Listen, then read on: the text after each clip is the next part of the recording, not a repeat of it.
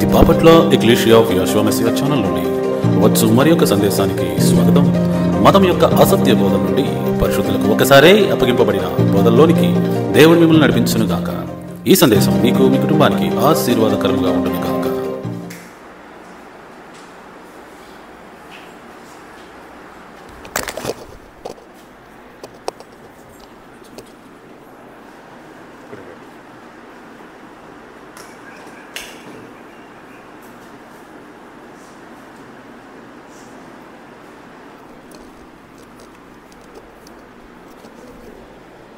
Praise the Lord. చక్కగా పాటలు పాడి ప్రభు నామాన్ని మహింపరిచిన యంగ్స్టర్స్ అందరినీ ప్రభు దీవించి ఆశీర్వదించునుగాక. మన యొక్క కార్యక్రమాన్ని ప్రారంభం చేసుకుందాం. ముందుకి కొనసాగిపోదాం. ప్రభు యొక్క సహాయం కోరుకొని ముందుకు కొనసాగిపోదాం. ప్రార్థన చేసుకుందాం. అందరూ తల్లు వంచండి.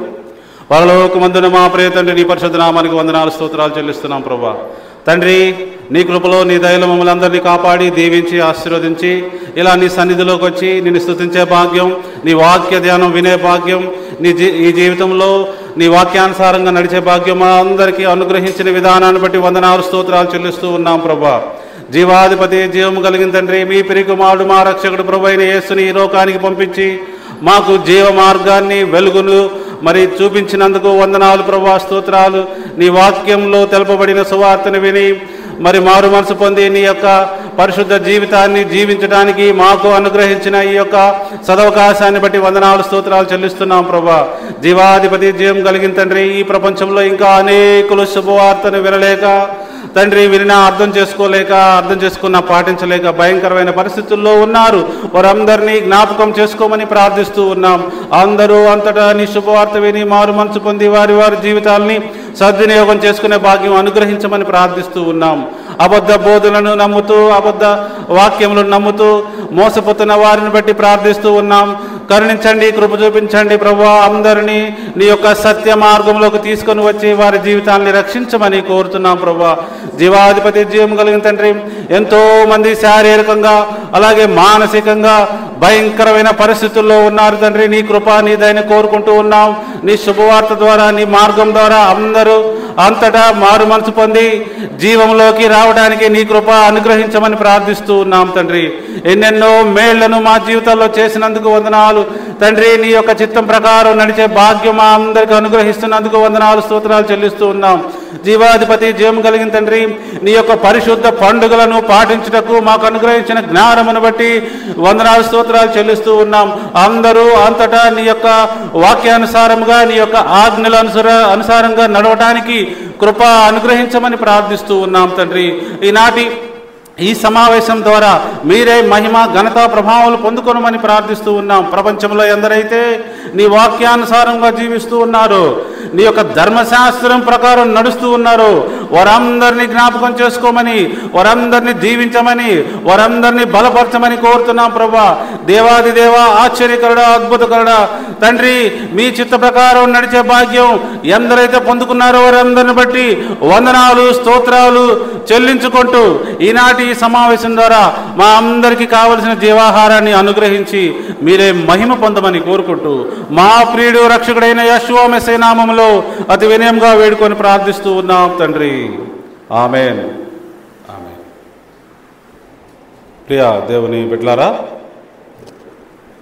ఈరోజు పులియని రొట్టెల పండుగ చివరి దినం. ఈ యొక్క సమావేశంలో మనందరము ముందుగా ఈ పులియని రొట్టెల పండుగ యొక్క మరి విషయాల్ని గమనిద్దాం. దేవుడు పులియని రొట్టెల పండుగ ఎందుకు మనకి అనుగ్రహించాడంటే, మన జీవితంలో పరిశుద్ధతను అనుగ్రహించడానికే ఈ పులియని రొట్టెల పండుగ అనుగ్రహించాడు. ఆ రోజుల్లో ఉన్న ఆహారం ఏంటంటే రొట్టెలు. రొట్టెలు వారు ఏం చేసేవాళ్ళంటే పొంగించుకొని తినేవాళ్ళు. అంటే ఈస్ట్ని యాడ్ చేసుకొని పొంగించుకొని ఎప్పుడు తినేవాళ్ళు, స్మూత్గా, టేస్ట్గా. సో వారు తినుచున్న ఈ ఆహారం బట్టి ప్రభువారు వారికి ఒక పండగ నిర్దేశించారు. వారి జీవితంలో ఈ పొంగని రొట్టెలు తింటారా లేదా, ఈ పులుసునివి వారి జీవితంలో ఆపుతారా లేదా? అవి ఆపటం సాధ్యమైతే వారి జీవితంలో పాపాన్ని కూడా ఆపగలరు అని వారికి నిరూపించి పాపములో నుంచి బయటికి తీసుకురావటానికి, అంటే పరిశుద్ధతలోకి తీసుకురావడానికి ప్రభువారు ఈ పండుగను ఏర్పాటు చేశారు. 7 దినములు ఈ పండుగ చేయాలి. మనము పోయిన శనివారం మొదలుపెట్టాం, ఇప్పటి వరకు వచ్చాం. ఓకే, 7 రోజులు ఈ యొక్క పులియని రొట్టెల పండుగను మనం ఆచరించాం. 7వ రోజులో ఉన్నాం. సో అందరూ ఈ విషయాన్ని గమనించుకోవాలి, అర్థం చేసుకోవాలి. పులియని రొట్టెల పండుగ మానవులకి చాలా చాలా ఇంపార్టెంట్ అండి. ఎందుకంటే మనిషి అలవాటు మనిషి, అది మంచి అయినా చెడైనా అలవాటు ప్రకారం జీవిస్తూ ఉంటాడు. అందరూ గమనించాలి, మనిషి అలవాటు ప్రకారం జీవిస్తూ ఉంటాడు. ఇప్పుడు మీకు ఒక ఆహారం అలవాటు అయింది అనుకోండి, ఆ ఆహారం ఆపటం అంటే మీ యొక్క బాడీ ఒప్పుకోదు. ఏ ఆహారం అయితే నీ శరీరానికి అలవాటైందో దాన్ని మెటబాలిజం అంటారు. అంటే ఏంటి? ఈ బాడీ దాన్నే కోరుకుంటుంది. అందరూ డాక్టర్స్ అందరూ అంటారు మన యొక్క మెటబాలిజం ఏంటంటే మనది కార్బోహైడ్రేట్స్తో ఏర్పడిన మెటబాలిజం. అంటే మనం కార్బోహైడ్రేట్స్ తింటూ ఉంటాం. ఏంటి? ఈ కార్బోహైడ్రేట్స్ తింటూ ఉంటేనే మన బాడీ ఇష్టపడుద్ది. ఎందుకని? దాన్ని అలవాటు చేశారు కాబట్టి. వేరే మెటబాలిజానికి వెళ్ళారనుకోండి, ఒప్పుకోదు బాడీ. ఇదే విషయాన్ని మన బుక్లో కూడా రాశాం. ఆ బుక్లో ఉన్న ఒక్క సందర్భం మీ ముందుకు తీసుకొస్తాను. ఎందుకంటే శరీరము దేనికైతే అలవాటు పడిందో దానిలో నుంచి బయటికి రావటం అనేది కష్టమైపోతుంది. అర్థమవుతుందా నేను చెప్పింది మీ అందరికీ? ఈ శరీరము దేనికైతే అలవాటు పడిందో దానిలో నుంచి రావటం, బయటికి రావటం కష్టమైపోద్ది. లేకపోతే ఇలా మంచి అలవాట చెడ్డ అలవాట అని ఆలోచించే విధానం ఉండదు. జాగ్రత్తగా గమనించాలి. మన ధర్మశాస్త్ర పుస్తకం నుంచి, ఈ యొక్క పుస్తకం నుంచి చాప్టర్ 15లో ఒక విషయాన్ని నేను రాసి ఉంచాను. ఆ విషయాన్ని గమనిద్దాం. గ్లూకోజ్ మెటబాలిజం అనేది మన శరీరానికి చిన్ననాటి నుంచి అలవాటు చేసిన తర్వాత సడన్గా మెటబాలిజం మార్చాలి అని మనం అనుకున్నప్పుడు, అంటే కొవ్వు మెటబాలిజం లేదా ఫ్యాట్ మెటబాలిజంలోకి మార్చాలి అనుకున్నప్పుడు దానిని మన శరీరం ఒప్పుకోదు. ఎందుకంటే అలవాటైనది ఏంటి? ఇది. సపోజ్ మీ అందరికీ మజ్జిగ తాగటం అలవాటైంది అనుకోండి. మజ్జిగలో ఏముందో, మజ్జిగలో ఎన్ని మరి విషయాలు ఉన్నావో, ఎన్ని విటమిన్స్ ఉన్నావో, ఎన్ని మేలులు ఉన్నావో పక్కన పెడదాం. మజ్జిగ అనేది మీకు బాగా అలవాటైంది. సో ఎప్పుడైతే మజ్జిగని ఒక వారం రోజులు తాగదన్నప్పుడు బాడీ ఎలా రెస్పాండ్ అవుద్దో తెలుసా? బాడీ దానికి వ్యతిరేకంగా రెస్పాండ్ అవుద్ది అనమాట. అది నాకు కావాలి, ఖచ్చితంగా ఇవ్వాలి అని రెస్పాండ్ అయ్యింది అనమాట. అలానే గ్లూకోజ్ మెటబాలిజం అంటే మనం అందరము కార్బోహైడ్రేట్స్ తింటూ ఉంటాం. మనం తిన్న ప్రతి కూరలో కార్బోహైడ్రేట్స్ ఉంటాయి, మనం తినే అన్నంలో కార్బోహైడ్రేట్స్ ఉంటాయి, మనం తినే గోధుమ రొట్టెల్లో కార్బోహైడ్రేట్స్ ఉంటాయి, మనం తినే ఫ్రూట్స్లో కార్బోహైడ్రేట్స్ ఉంటాయి. వింటారు నా మాటలు? మనం తినే ప్రతి దానిలో ఎక్కువ శాతం కార్బోహైడ్రేట్స్ ఉంటాయి. దాని వలన మనకేమైందంటే లోపల ఈ యొక్క గ్లూకోజ్ మెటబాలిజం అవుతుంది అనమాట. వెంటనే రక్తంలోకి వెళ్ళిపోయి ఆ గ్లూకోజ్ శాతం ఎక్కువైపోయి అలా మనకి ముందు 20 సంవత్సరాలు అలవాటు చేసామనుకోండి మన బాడీకి, అలా తినటం అలవాటు చేసాం అనుకుంది, సడన్గా ఆపామనుకో బాడీ అంటది, ఏది గ్లూకోజ్ రావట్లేదేంటి, గ్లూకోజ్ ఇవ్వు, గ్లూకోజ్ రాని అంటది అనమాట. మీరు తాగే మజ్జిగ ఆపేశారనుకోండి, మజ్జిగేది, మజ్జిగ ఇవ్వు, లోపలికి రాని అంటది. అంటే ఏంటి? మనం ఏది అలవాటు చేస్తామో అది లోపలికి రావాలి అని కోరుకుంటుంది అనమాట బాడీ. ఒకవేళ నువ్వు 2-3 రోజులు ఇవ్వకపోతే అది ఏం చేస్తుంది తెలుసా? దాని కోపం వస్తుంది బాడీకి. బాడీ ఏం చేస్తుంది చూడండి, ఆ మార్పులు ఒప్పుకోదు. అది మన శరీరం మనకు ఎదురు తిరుగుతుంది.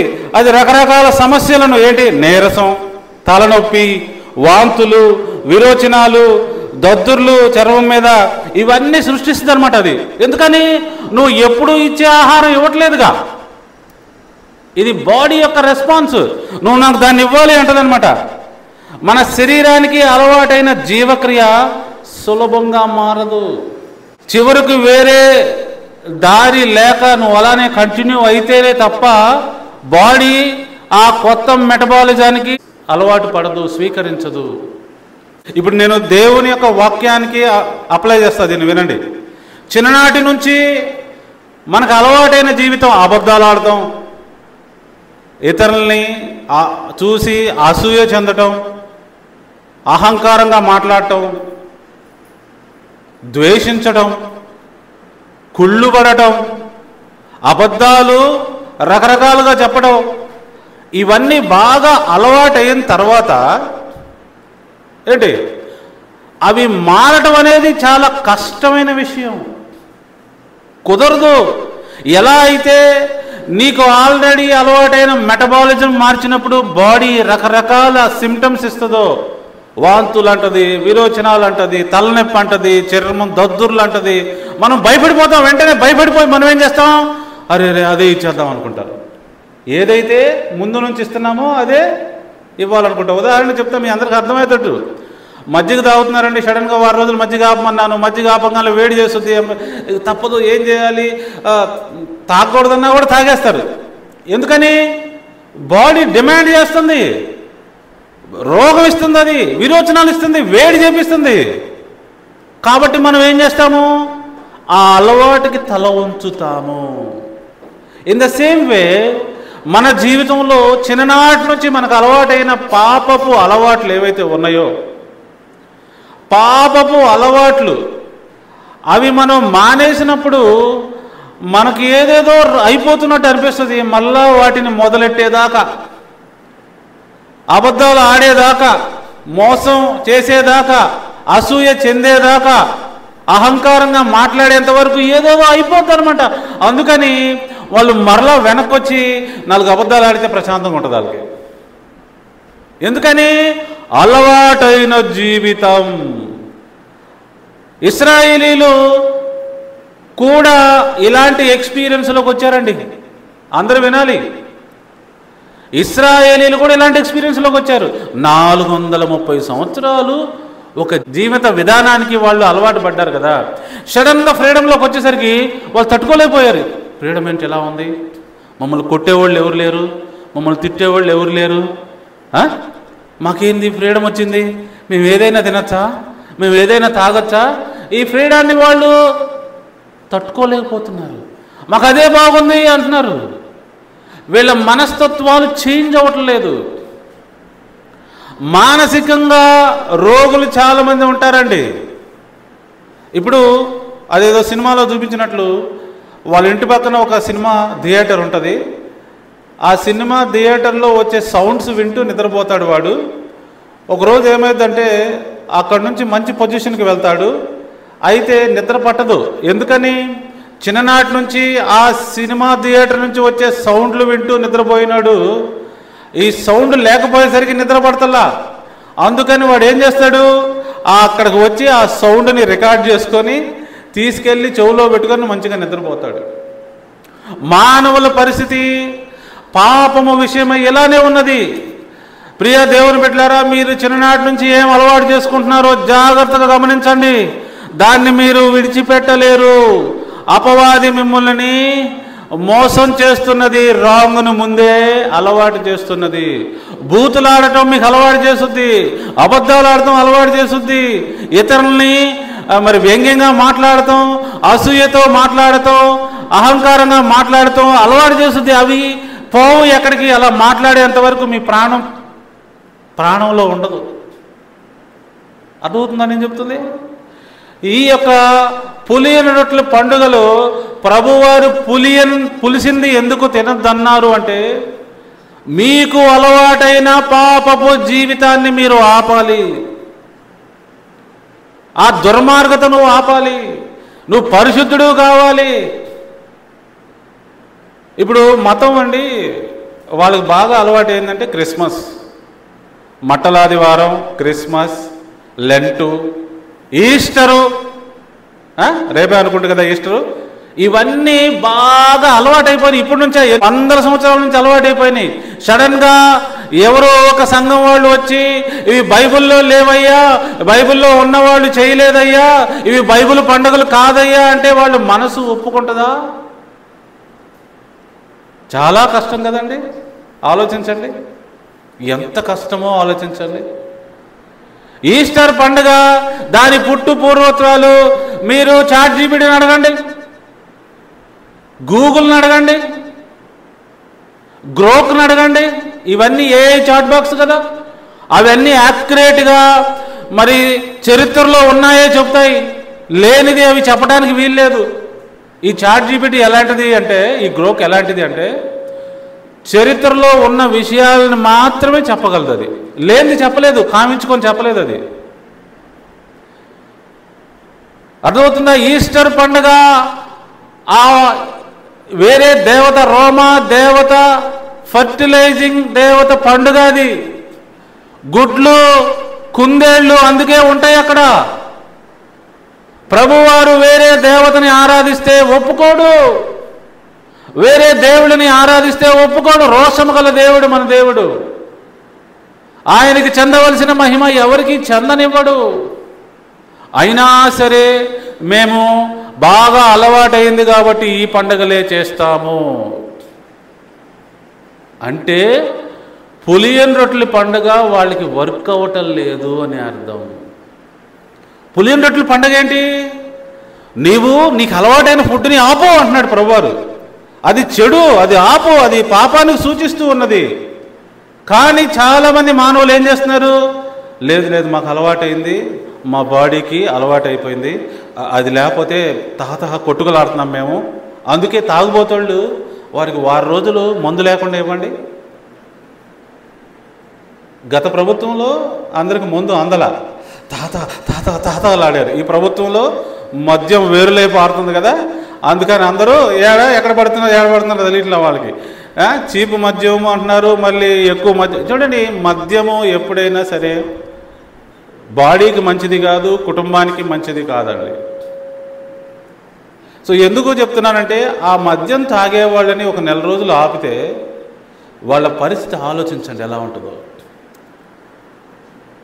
మద్యం కోసం ఏ కార్యం చేయటానికైనా తెగిస్తారు, పీకుద్ది, లాగుద్ది.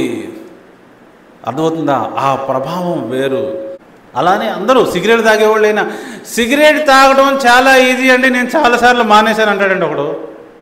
అది మానేసినట్టు కాదు, మానేసిన 10 సార్లు మొదలెట్టాడని అర్థం. అది సిగరెట్లు మానేయడం చాలా ఈజీ, నేను చాలాసార్లు మానేశాను అంటే ఏంటి? చాలాసార్లు మానేశాను, చాలాసార్లు మళ్ళీ మొదలుపెట్టాను, చాలాసార్లు మానేశాను, మొదలుపెట్టాను, నా వల్ల కాదు దీన్ని ఆపటం అని. నీ జీవితంలో పాపము కూడా అలాంటిదే. ఈ పులియని రొట్టెల పండుగ ఏం చెబుతుందంటే, మీరు మీ పాపము కార్యాలు చేయటానికి ఏవేవో కథలు చెప్తారు, ఎందుకని? మీ బాడీకి అలవాటైంది చేయడానికి ఇంక చేయాలి కదా. చాలామంది మాట్లాడుతుంటే భలే నవ్వు వస్తుందండి. వాళ్ళు అనుకున్నది చేయడానికి ఎన్ని రకాలు మాట్లాడతారండి, ఎన్ని వర్షన్స్ చెప్తారండి. అబ్బా అసలు చాలా దానికి దగ్గరగా క్లోజ్గా ఉన్నట్టు మాట్లాడతారండి. నేను అసలు ఇది దీనికోసం చేయట్లేదు, దీనికోసం చేస్తున్నానంటే వేరే చెప్తూ ఉంటారు. ఎన్ని కవరింగ్లో, ఎన్ని కథలో చెప్తారండి. అర్థమవుతుందని నేను చెప్తుంది మీ అందరికీ. ఈ పులియని రొట్టెల పండుగ చివరి దినములో దేవుని యొక్క మెసేజ్ ఏంటో తెలుసా మనందరికీ? నీ జీవితంలో పాపాన్ని ఆపగలిగే శక్తి నీకు ఉన్నదా? నువ్వు పాపాన్ని ఆపగలుగుతున్నావా? నీ నోటి ద్వారా, నీ చూపు ద్వారా, నీ శరీరం ద్వారా నువ్వు పాపాన్ని ఆపుతున్నావా? ఆపగలిగే శక్తి లేకపోతే ఏం చేస్తావో తెలుసా? పాపానికి దాసుడు అయిపోతావు. పాపానికి దాసుడు అండి. నువ్వు యేసుదాసు కాదండి. చాలామంది యేసుదాసు అని పేరు పెట్టుకుంటారు. ఏమండి? యేసుదాసు కాదండి వీళ్ళు పాపానికి దాసులు. వీరు ఇంకేం చేస్తారు? బైబిల్లో ఉన్న పండుగలు పాటించకుండా ఏవేవో కారణాలు చెప్తారండి. బైబిల్లో లేని పండుగలు పాటించడానికి మళ్ళీ ఇతరులకి చెప్పాలి కదా వాళ్ళు. ఇప్పుడు వాళ్ళు ఇదేంటి రేపు ఈస్టర్ పాటిస్తున్నారు, మరి ఏదో ఒకటి చెప్పాలిగా. యేసు ప్రభువారు మన కోసం తిరిగి లేచారు, యేసు ప్రభువారు ఆదివారం లేచారు, యేసు ప్రభువారు మేము యాక్చువల్గా పండగ ఏం చేయట్లేదు, ఊరికే ఆరాధిస్తున్నాం అంతే, ఏదో ఒకటి చెప్పాలి. ఏదో ఒక కవరింగ్ చేస్తారండి. చివరికి ఏం చెప్తారు, అవి యూదుల పండుగలు మనం చేయకూడదని చెప్తారు. ఇంకేం చెప్తారు తెలుసా, ధర్మశాస్త్రం కొట్టివేయబడింది, ధర్మశాస్త్రంలో మనకెందుకు అంటారు. ఎంత దారుణం. నీవు నీ పండుగ పాటించడానికి నోటికొచ్చింది చెప్తావా? దేవుని యొక్క ఉగ్రత ఎవరిపైన ఉంటుంది తెలుసా? ఎవరైతే పాపం చేస్తున్నారో వారిపైన ఉంటుందండి. దేవుని వాక్యములో పాపం అంటే ఏంటి తెలుసా? ఆజ్ఞాతిక్రమమే పాపము. ఏంటండి? ఆజ్ఞాతిక్రమమే పాపము. బైబిల్లో ఉన్న ఆజ్ఞలు ఏ ఒక్కటి నువ్వు అతిక్రమించినా నువ్వు పాపి అవుతావన్న సంగతి నీకు తెలుసా? 1 యోహాను పత్రిక 3వ అధ్యాయం 4వ వచనంలో ఉంటుంది, ఆజ్ఞాతిక్రమమే పాపము. పులియని రొట్టెల పండుగ ఒక ఆజ్ఞ, దాన్ని అతిక్రమించటము పాపము. అర్థమవుతుందా? పెంతెకోస్తు పండుగ బైబిల్లో ధర్మశాస్త్రం కొట్టివేయబడింది అని ఎక్కడ రాయబడింది? ఎక్కడ రాయబడలా. ఏమని చెప్పబడింది తెలుసా? కొత్త నిబంధన వచ్చింది, పాత నిబంధన ఆగింది అని చెప్తున్నారు. కొత్త నిబంధనలో ఉన్నాం మనం, పాత నిబంధన కింద లేవని చెప్తున్నారు. అది ఓకే, కానీ ధర్మశాస్త్రం కింద లేవని చెప్పడం తప్పండి. ధర్మశాస్త్రము కొత్త నిబంధనకి పాత నిబంధనకి రెండిటికి ఒకటే. కొత్త ధర్మశాస్త్రం ఏమి ఇవ్వలేదు ప్రభువారు. My dear friends, open your eyes, the law of God remains same. అది యేసు ప్రభువారు ఏమన్నారు? నేను ధర్మశాస్త్రం కొట్టివేయడానికి రాలేదు, కొత్త నిబంధన చేయడానికి వచ్చాను. సరే, పాత నిబంధనలో చెప్పిన విషయాలు ఆశీర్వాదాలు లేవు ఇప్పుడు మీకు, కొత్త నిబంధన ప్రకారం ఆశీర్వాదాలు ఉంటాయి. ఇదిగో నేను కొత్త నిబంధన చేయుచున్నాను అని యేసు ప్రభువారు చెప్పారు. కానీ ధర్మశాస్త్రం అదే. ఎక్కడైతే మనం ధర్మశాస్త్రం కింద లేము అని రాయబడిందో చాలామంది అంటారు. చదువుకున్న వాళ్ళు సరిగ్గా చదవాలండి. వానాకాలం ఎండాకాలం చదివిన వాళ్ళకి బైబిలే అర్థమైంది. మన పేటలు అంటే పేటలో ఎంతమంది చదువుకుంటారండి నిజంగా? పేరుకు మాత్రమే డిగ్రీలు ఉంటాయా? నిజంగా చదువుతారా? పేరుకు మాత్రమే ఇంజనీరా? నిజంగా ఇంజనీర్ అవుతారా? మనం ధర్మశాస్త్రం కింద లేము అంటే ఒరిజినల్ టెక్స్టైల్ చూడాలి. మనం ధర్మశాస్త్రము ఇచ్చిన శిక్ష కింద లేము. ధర్మశాస్త్రం వలన మనందరికీ శిక్ష పడింది. ఆ ధర్మశాస్త్రం వలన మనకు వచ్చిన శిక్ష కింద లేము. ఎందుకంటే యేసుప్రభువారు తుడిపేశారు దాన్ని. చాలామందికి తెలియదండి, యేసుప్రభువారు ధర్మశాస్త్రం వల్ల మనకు విధింపబడిన శిక్షను కొట్టివేశాడు, కానీ ధర్మశాస్త్రాన్ని కాదు. నేను ఎన్నోసార్లు చెప్పాను. ఇప్పుడు రాష్ట్రపతి క్షమాభిక్ష ఎవరికైనా వస్తే దాని అర్థం ఏంటి? చట్టాన్ని కొట్టివేసినట్ట, లేకపోతే చట్టం వేసిన శిక్షను కొట్టివేసినట్ట? ఎంత చిన్న విషయాన్ని కూడా అర్థం చేసుకోలేకపోతున్న వారు అపవాది మోసములో ఉన్నారు. వాళ్ళ కవరింగ్ ఏంటంటే మనం అవి యూదుల పండుగలు ధర్మశాస్త్ర పండుగలు మనం చేయకూడదని చెప్పేవారు మోసం చేస్తున్నారు. వారు కొత్త పండుగలు చేయడానికి ఈ కవరింగ్ కార్డు వాడుతున్నారు. ఏమని చెప్తున్నారు? ఇవి మనం చేయాలి, ఏవి ఈస్టర్ చేయాలి, లెంట్ చేయాలి, గుడ్ ఫ్రైడే చేయాలి. ఎందుకో తెలుసా? మనము ధర్మశాస్త్రం కింద లేము అంటే ధర్మశాస్త్రంలో చెప్పబడిన పండుగలు మనం చేయాల్సిన అవసరం లేదని కవరింగ్ అనమాట. నిజానికి అది పచ్చి అబద్ధము. అపోస్తల కార్యంలో రాయబడింది, పౌలు గారు నేను ధర్మశాస్త్రం పాటిస్తున్నానని చెప్పడానికి ఏం చేశారు? కొంతమంది వ్యక్తులను తీసుకెళ్ళి దేవాలయంలోకి వెళ్ళి ఆ అర్పణలో కానుకలు సమర్పించి ఇంకా క్షౌరం కూడా చేయించుకుంటాడు. చూసుకోండి కావాలంటే. ఎంత అబద్ధము, ఎంత మోసము. పట్టపగలు నడి రోడ్డు మీద దొంగతనం చేసినట్టుంది. ఆలోచించండి ప్రియా దేవుని బిడ్డలారా. దేవుని యొక్క పులియని రొట్టెల పండుగలో మనం ఉన్నాము. దేవుడు మనల్ని పాపము నుంచి బయటపడమంటున్నాడు. నీ నోటి పాపము, నీ చూపు పాపము, నీ బాడీతో చేసే పాపము, నీ యొక్క భయంకరమైన పాపాల నుంచి నువ్వు బయటపడితే అదే ఈ పులిన రొట్టెల పండుగ యొక్క ముఖ్య ఉద్దేశము. నువ్వు బయట పడాలి. అర్థమవుతుందా? యేసు ప్రభువారి యొక్క శుభవార్త కూడా ఏం చేస్తుంది తెలుసా? మనందరము ఒక భయంకరమైన లోకంలో ఉన్నాము. ఆ లోకంలో నుంచి ఒక పరిశుద్ధుల లోకంలోకి రావాలి, ఒక నీతిమంతుల లోకంలోకి రావాలి అని యేసు ప్రభువారు శుభవార్త చెప్పారండి.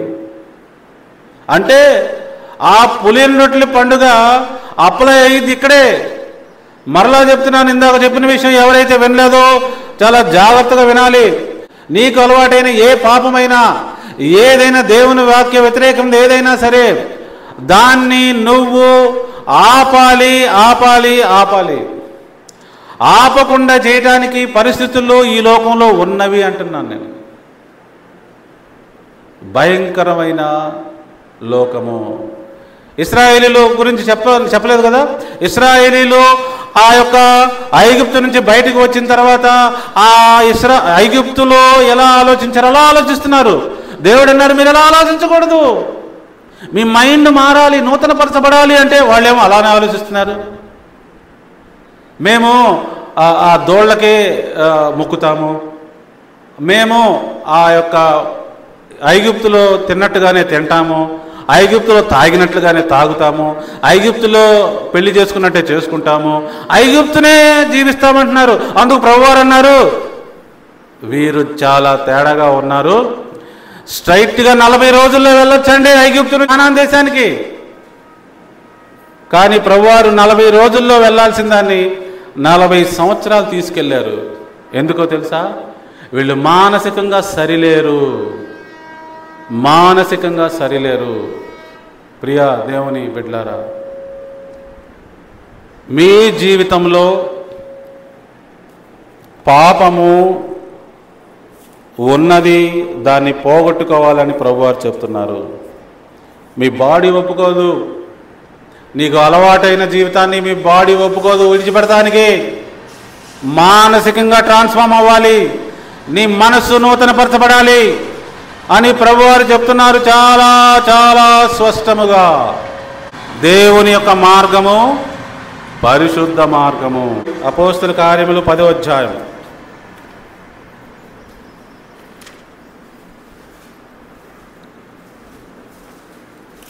అపోస్తల కార్యములు 10వ అధ్యాయం.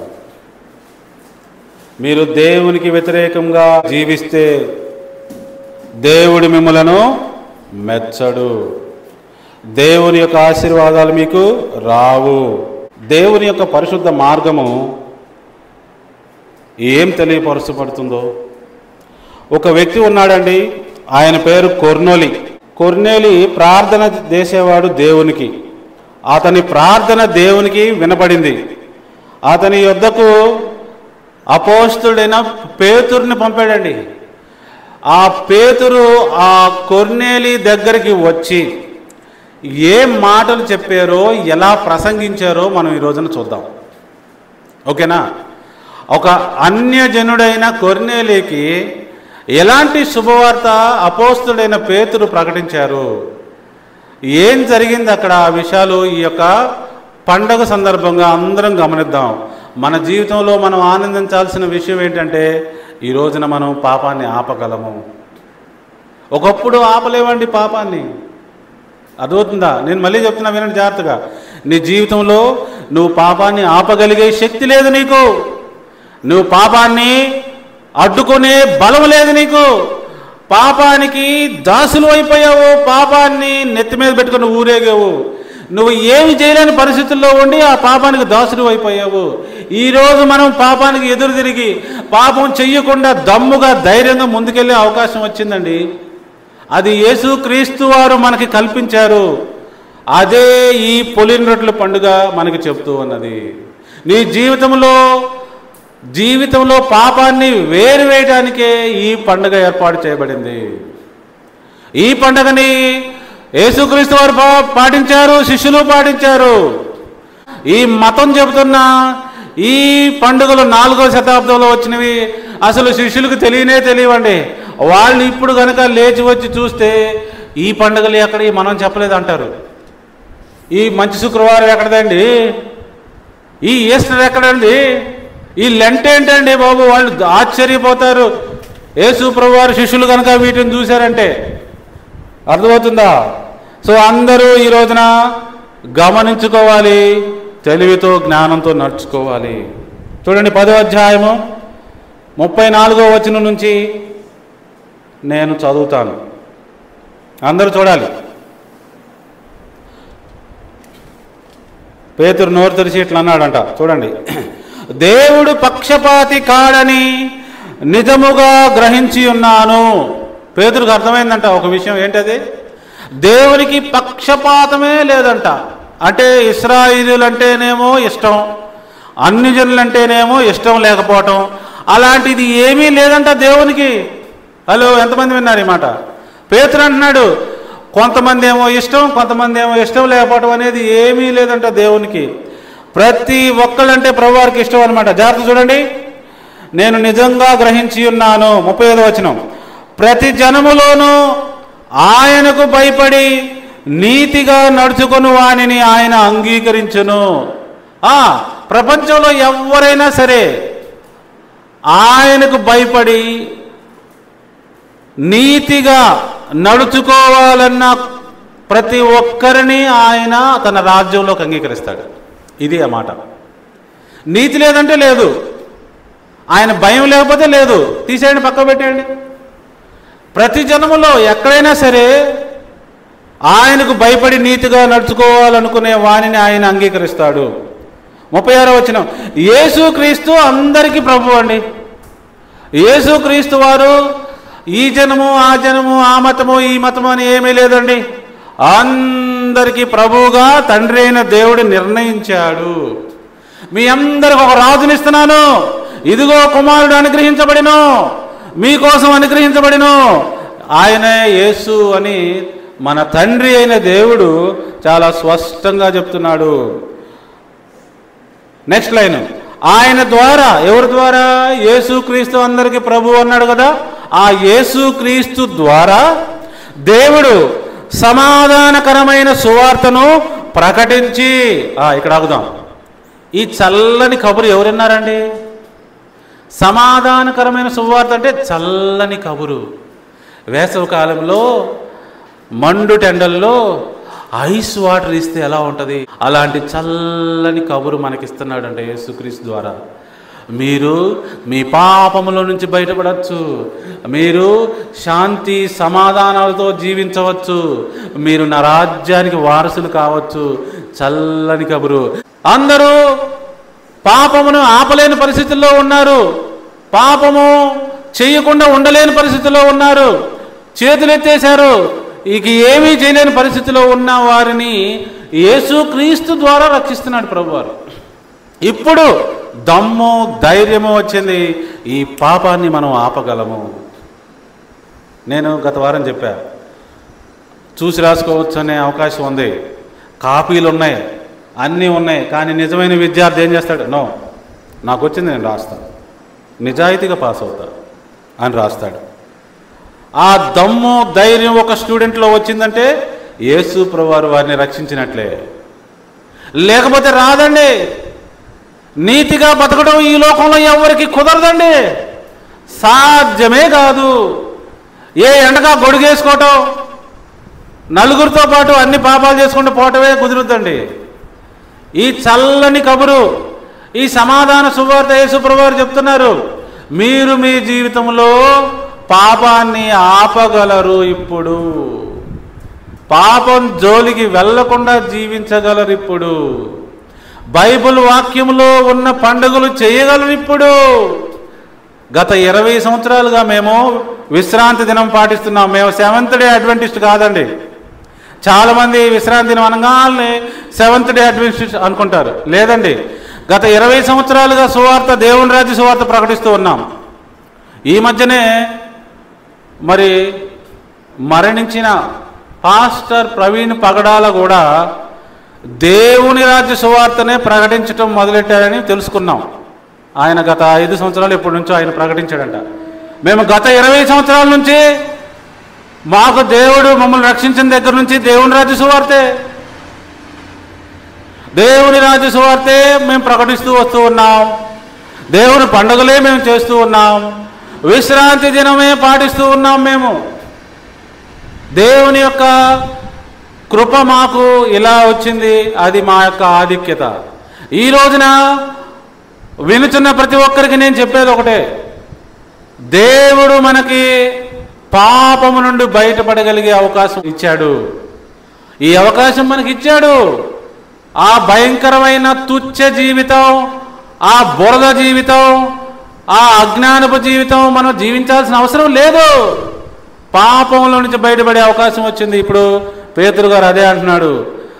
ఒకప్పుడు పేతురు గారు ఏమనుకున్నాడంటే, కేవలం ఇశ్రాయేలుకి మాత్రమే రాజు అనుకుంటా ఈయన, ఇశ్రాయేల్ని రక్షించడానికి మాత్రమే వచ్చాడు అనుకుంటున్నాడు ఈయన పేతురు గారు.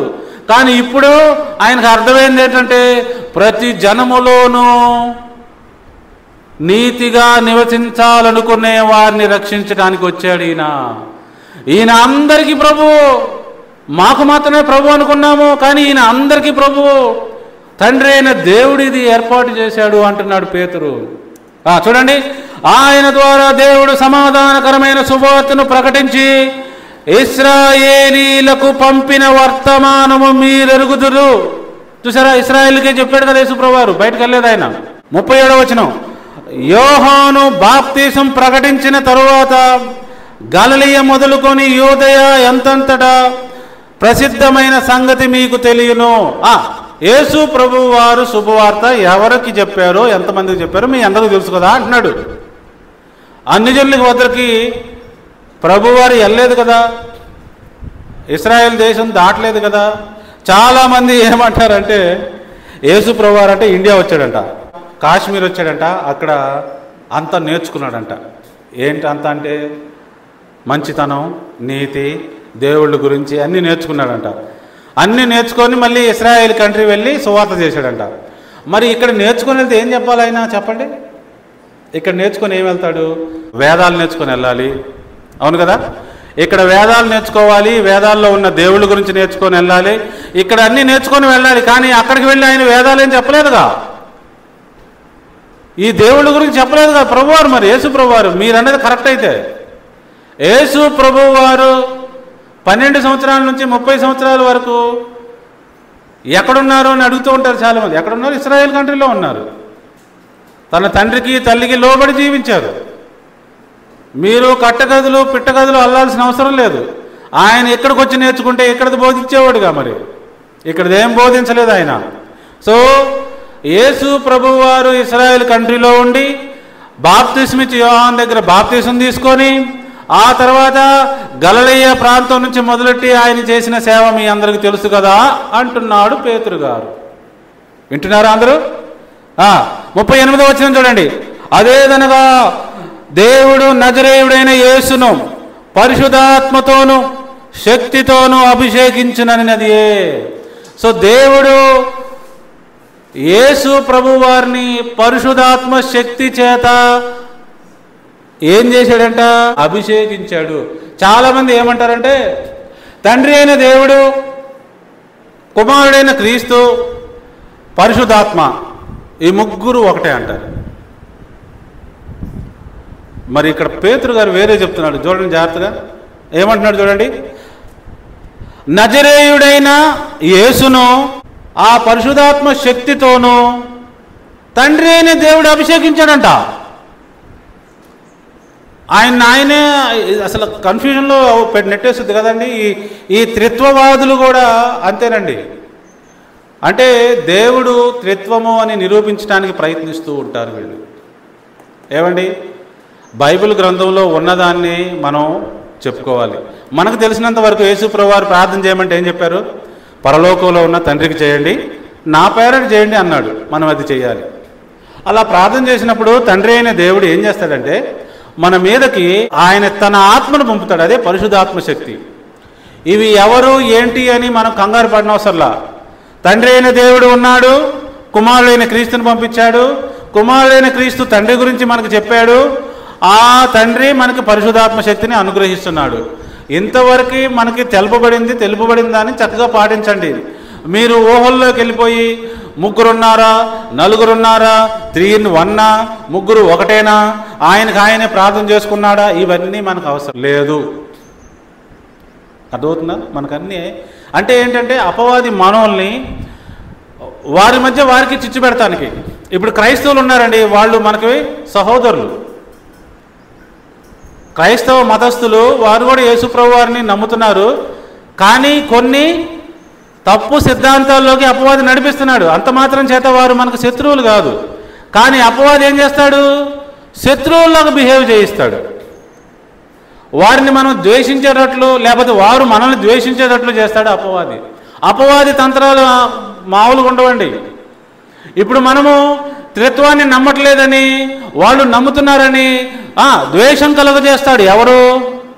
అపవాది. వాడు లాభం పొందుతాడు ఇద్దరు సహోదరులకి తగాద పెట్టి. మనం ఏం చేయాలి? దేవుని వాక్యానుసారంగా మాత్రమే మాట్లాడాలి.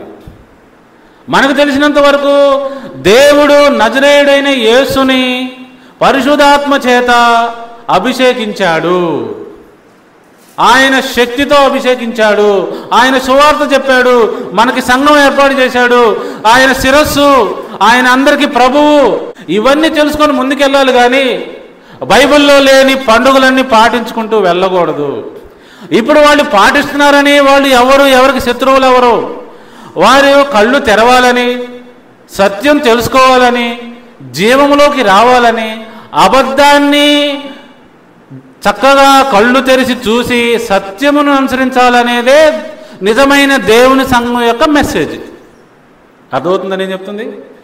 దేవుడు ప్రతి ఒక్కరిని బాగు చేయాలనే అన్నీ ఇస్తాడు. కానీ ఏ వ్యక్తిని చెడగొట్టాలని లేకపోతే నాశనం చేయాలని ప్రభు ఏది ఇవ్వడు. నేను మరలా చెప్తున్నాను, దేవుని ధర్మశాస్త్రమే మానవులకి ఆధారము. అందులో ఒక చిన్న కామ కానీ పొల్లు కానీ తీసివేయడం కంటే భూమి ఆకాశం నశించిపోవడం సులభం అన్నాడు యేసుప్రభువారు. అలాంటి దాన్ని అపవాది మీరు అది కొట్టివేయబడిందని చెప్పేంత నమ్మిస్తాడు. జాగ్రత్త. అపవాది మామూలుడు కాదు. ఒక పొల్లు సున్నా తీసేయకూడదు అన్నాడు యేసుప్రభువారు. కానీ మీ చేత ధర్మశాస్త్రం మొత్తం కొట్టివేయబడిందని చెప్తున్నాడు అపవాది. మీరు ఎంత మాయలో ఉన్నారో, అపవాదిని మీరు జయించి బయటికి వచ్చి సత్యాన్ని పాటించాలని మాత్రమే నిజమైన దేవుని సంఘం ద్వారా ప్రకటించుచూ ఉన్నాము. అర్థమవుతుందండి అందరికీ? సహోదరులారా, మనందరము సత్యమును అనుసరించి దేవుని సన్నిధి చేరాలి. దేవుని మార్గములోకి వెళ్ళాలి. అసూయ, కోపము, ద్వేషము, అహంకారము అవి అపవాది సంబంధులకు ఉండేవి. If there are doctrinal differences then that is fine. సైద్ధాంతిక పరమైన విభేదాలు ఉన్నా కూడా అది ఓకేనండి. మీకు ఎప్పుడు దేవుడు మరి సత్య విషయమైన ఆ తెలివితేటలు ఇస్తాడు, ఆ జ్ఞానాన్ని ఇస్తాడు, అప్పుడు తెలుసుకుంటారు.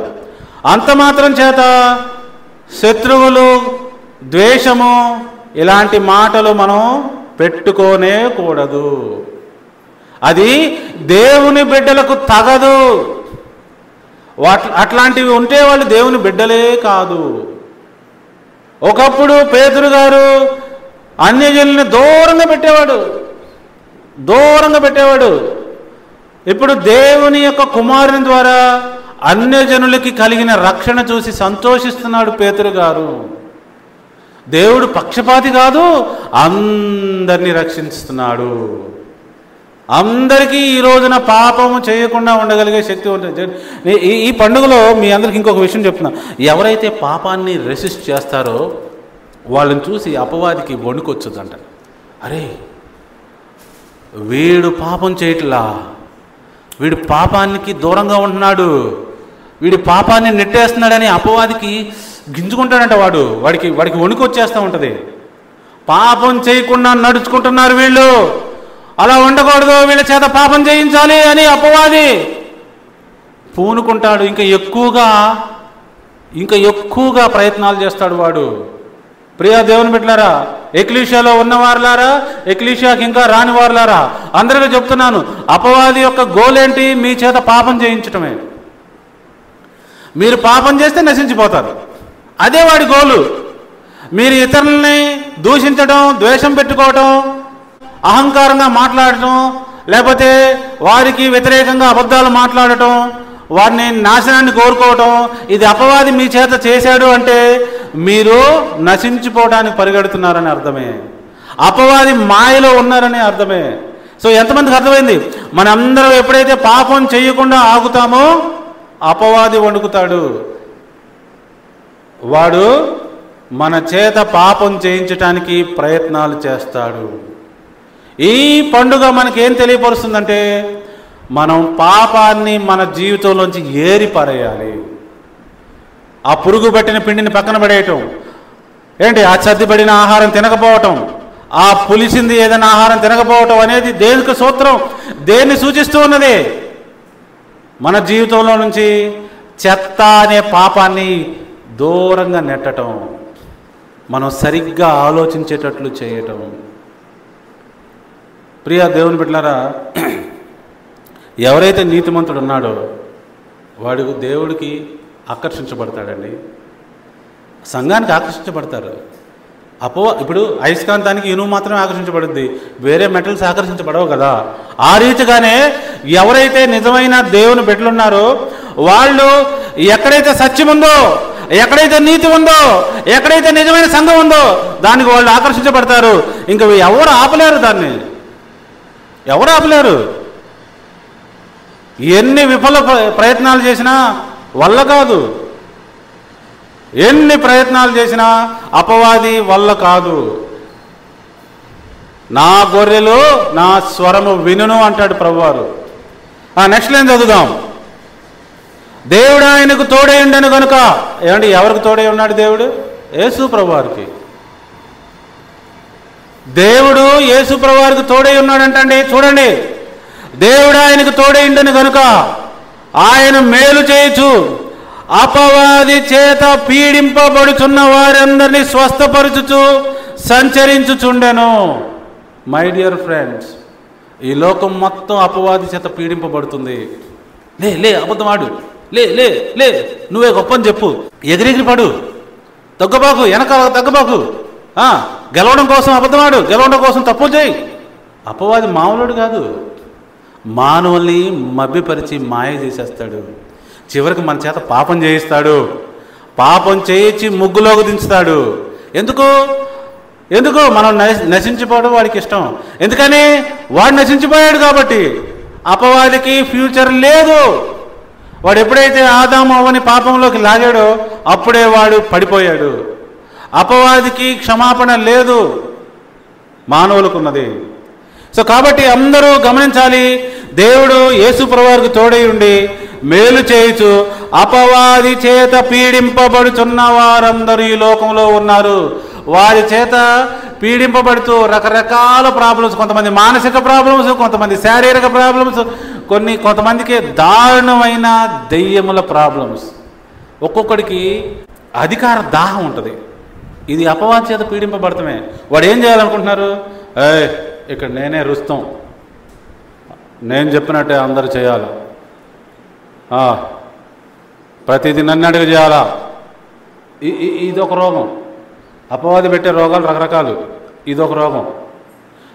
నువ్వు చదువుకోలేదు కదా, మరి నీకేంది? చదువుకోపోయినా సరే అందరు నా మాట వినాలా, నేనే తెలియగలవాడిని. అదేంది నువ్వు వ్యభిచారం చేసావు కదా, వ్యభిచారి కదా, నువ్వు సంఘంలోకి ఎట్టొస్తావు? సో వ్యభిచారం చేసినా కూడా మా కుటుంబమే గ్రేటు, నేను వ్యభిచారం చేసినా కూడా నా కుటుంబమే గ్రేటు, మొత్తం నా చేతిలోనే ఉండాలా. ఈ అపవాది సంబంధమైన యాటిట్యూడ్స్ అంటున్నాను నేను.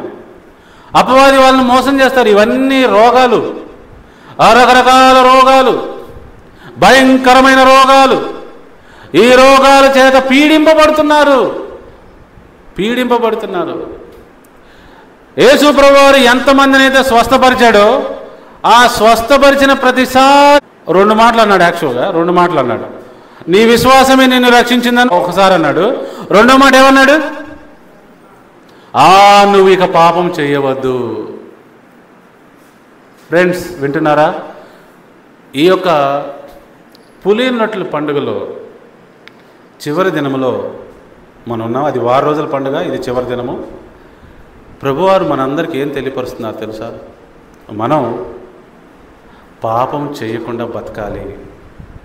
అదేనండి మన గోల్ అంట. ఇక్కడ నువ్వు నీతిమంతుడివి, పరిశుద్ధుడివి అవ్వాలంటే అన్యాయము, అక్రమము, పాపము చేయకుండా బతుకు. ఎదుటి వారిని నిందించకుండా బతుకు. ఎదుటి వారిని ద్వేషించకుండా బతుకు. ఎదుటి వారి మీద అబద్ధాలు చెప్పకుండా బతుకు. నీవు పొరుగు వారిని ప్రేమించు. ఇది ప్రభువారు చెప్తుంది. ఇది పులినట్ల పండుగ యొక్క రిజల్ట్ అండి, రిజల్ట్. ఈ పండుగ చేయటం అంటే ఏమనుకుంటున్నారు? చూసి మనం ఈ లోకంలో చెడ్డ అలవాట్లన్నీ పెట్టుకున్నాం. ఆ చెడ్డ అలవాట్లు చేయకపోతే మనకి ఏదైనా నష్టం జరుగుద్ది. మనం ఏం చేస్తాం? అరే ఇది చేయాలనుకుంటారా, చేద్దాం. మా స్థలం ఉందండి, మా స్థలానికి ఎదురుగా, మా స్థలానికి వెనక స్థలాన్ని కొనే అర్హత, కెపాసిటీ మాకుంది. కానీ వాస్తు అనే ఒక అపవాది రోగం మా నాన్నకు పట్టింది. అందువలన మా ఇంటి ఎదురున్న స్థలాన్ని కొనలేలా, మా ఇంటి వెనకున్న స్థలాన్ని కొనలేలా. ఏం చేయాలి చెప్పండి? వాస్తు అనే రోగం పట్టింది. మేము అగ్గిపెట్టేలాగా చిన్నింట్లోనే ఉండాల్సి వస్తుంది. ఇంకోటి ఏంది? అన్నదమ్ములకి మీకు 5 సెంట్లు కొనిస్తాను రా, పక్కకి వెళ్ళండి అంటే వెళ్ళరంట. ఎందుకని? అదొక సిద్ధాంతం. అన్నదమ్ములు ఎక్కడే ఉండాలి, వరుసనే, పెద్దోడు హైలో ఉండాలి. ఇవన్నీ మూఢనమ్మకాలండి. 3 అన్నదమ్ములు ఉంటారు, ఆ 5 సెంట్లోనే ఇరుక్కుంటారు. ఆ పెద్దోడు మిగతా వాళ్ళకి ఇంకొక 5 సెంట్లు కొనిస్తాడంటే చెరొక 5 సెంట్లు వెళ్ళరు. ఆ 5 సెంట్లోనే ఇరుక్కుంటారు. ఎందుకని? రోగం, అపవాది పెట్టిన రోగం, వాస్తు రోగం. అక్కడే ఇరుక్కుంటారు. మన ఊర్లోనే చాలా ఉన్నాయండి. మాదే ఒక క్లాసిక్ ఎగ్జాంపుల్. వాస్తు అనే ఒక రోగం పట్టింది. కులం అనే ఇంకో రోగం పట్టిందండి. మనుషులను విభజించుద్ది. మనుషులు సమానం అనదు ఈ కులం అనే రోగం. మనుషులు రకరకాలంట, 4 రకాలంట, 5 రకాలంట, ఎన్ని రకాలు అంటారు. ఇన్ని రకాల తారతమ్యాలు. బాబా, మనుషులందరూ సమానం అంటున్నాడు యేసుప్రభువారు. అపవాది చేత పీడింపబడుతున్న వారిని యేసుప్రభువారు రక్షిస్తున్నారు. పాపము నుండి విడుదల పొందగలిగే అవకాశం మనకు వచ్చింది. మనం ఆ అవకాశాన్ని అందిపుచ్చుకొని పాపాన్ని దూరంగా పెడతామే ఈ పండుగ యొక్క ముఖ్య ఉద్దేశం. ఎంతమందికి అర్థమవుతుంది? ప్రియ దేవుని బిడ్డలారా, ఎవరైనా ఒక వ్యక్తి తెలివితేటలు కలిగి జీవిస్తూ ఉంటే మిగతా తెలివి తక్కువ వాళ్ళందరికీ ఆ వ్యక్తి ఎలా కనపడతాడు? పిచ్చోళ్ళగా కనపడతాడు. అట్లానే కనపడ్డాడు యేసుప్రభువారు. నెక్స్ట్ లైన్ చూద్దాం, చూడండి 39వ వచనం. ఆయన యూదుల దేశమందు యెరూషలేమునందు చేసిన వాటన్నిటికీ మేమే సాక్షులము. ఆయనను వారు మ్రానున వేలాడదీసి చంపిరి. చూడండి వాళ్ళు ఏం చేశారు? ఎంత మంచి సువార్త చెప్పి అద్భుతంగా పనిచేసిన యేసుప్రభువారిని ఏం చేశారంట? ఉరిశిక్ష చేశారంటండి. మానులు వేలాడదీసి చంపడం అంటే ఆ రోజున ఉరిశిక్ష, అంతే. It's a capital punishment. ఇప్పుడు చంపడం 2 రకాలు. ఎవరికి కనబడకుండా మటుమాయం చేసి చంపడం ఒక రకం. ఇంకోటేమో పట్టపగలు పబ్లిక్గా గవర్నమెంట్ చేత చంపించడం. అదే గవర్నమెంట్ చేత చంపించారు యేసుప్రభువారిని. ఆయన మీద లేనిపోని కేసులన్నీ పెట్టి ఒక్కటే నిరూపించబడలేదు.